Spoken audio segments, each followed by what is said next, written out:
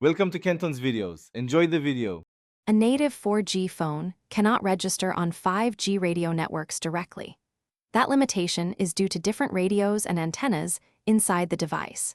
You can still access 5G data using alternative hardware or tethering through a 5G-capable device. Another option is using an external 5G USB modem or mobile hotspot. You must confirm your carrier permits tethering and supports shared data on 5G plans. Also check whether your SIM is 5G capable or needs an upgrade from the carrier.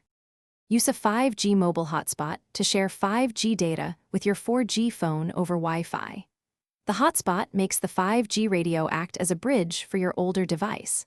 Alternatively, use a 5G USB modem attached to a laptop and then create a Wi-Fi hotspot. Some carriers offer a 5G SIM swap that enables tethering through a carrier app or compatible dongle. You can also use a second 5G phone as a tethering bridge with USB or Wi-Fi sharing enabled.